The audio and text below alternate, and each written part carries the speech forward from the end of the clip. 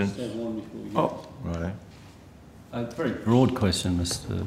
Murdoch. I mean, the unbelievable sort of tragedy of MH370.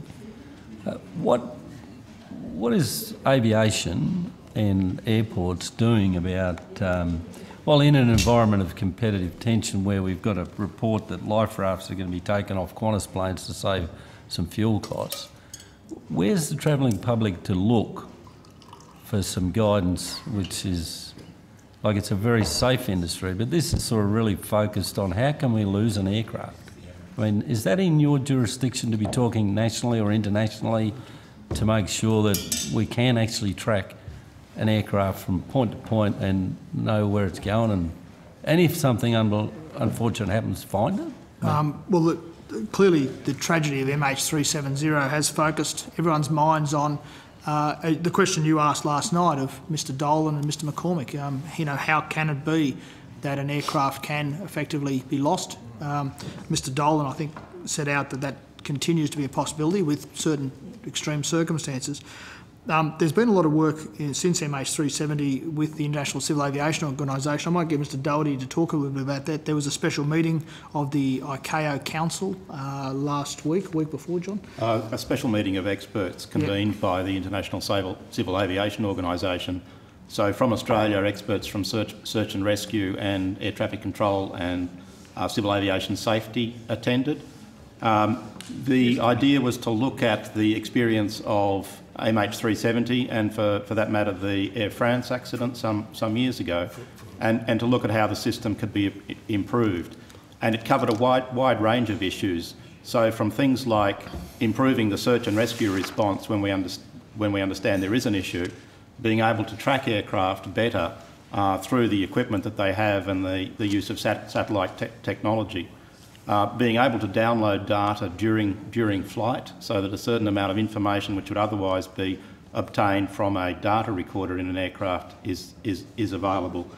And to try and work on the various levels of the system in a way that fits in with what the operators and the air navigation service providers are doing, to try and give us a better assurance about being able to both locate the aircraft and try and save people if there is an accident, and importantly in the aviation context, to understand what went on so that the issues can be avoided in the future.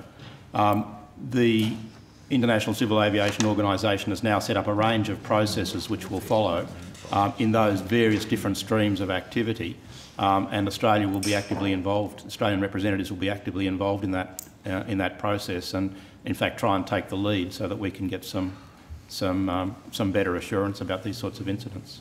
There was some media comment about Boeing or Airbus or the manufacturers having a role in this. Is that a focus really? I mean, are they going to design planes that can't be lost? It is already very much a part of the picture. It's not the whole picture by any means, but as part of the manufacture of modern aircraft, there are systems on board which monitor engine performance and transmit that back to the operational base.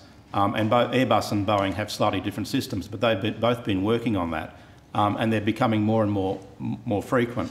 So being able to lever off those sorts of systems is the sort of option which may be able to be done to improve the coverage of the search and rescue authorities and the air traffic control without imposing a huge new technological cost on the airline operators. So the industry is very much involved in the process, and both the major manufacturers, yes. I suppose, look, I mean, if I'm travelling every day and other people are travelling every 6 months or every year, I mean, in an Australian environment, we can be assured that this sort of thing couldn't happen to us? The threat of losing an aircraft is now much less in Australia through developments that Air Services have been rolling out with what they call ADSB.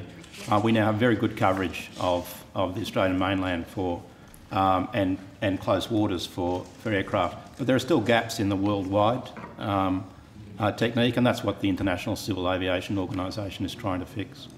Thank you. Thanks, Chair, we're finished. Right, yeah, I take it though, as Senator Fawcett just pointed out, you could install a system which can't be disabled by the pilot? Senator, that's an important part of the picture.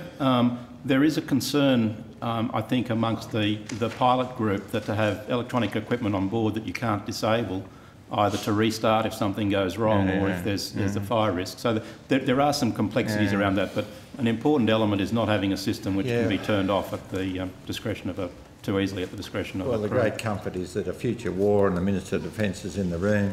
It'll just be a matter of disabling the electronics and you won't have to drop a bomb. I was out on a warship, I better name it, Senator Johnson, and I noticed the war room was had aluminium walls, and I said, oh my God, you know, you soon put a shell through. Oh, Senator, we're not designed to take a shot. And they said, but if they blow those aerials off up there, we've just got to turn around and go back to port because we're only designed to take, I won't say how many shots. And I said, you don't think the enemy would fire the one extra shot? So that's modern warfare. Well, they will now, it's on Hansard. It's more bluff than... No, they all know that, mate. It's not news, any of that. Anyhow, thank you very much for your attendance, and we'll move on. Okay.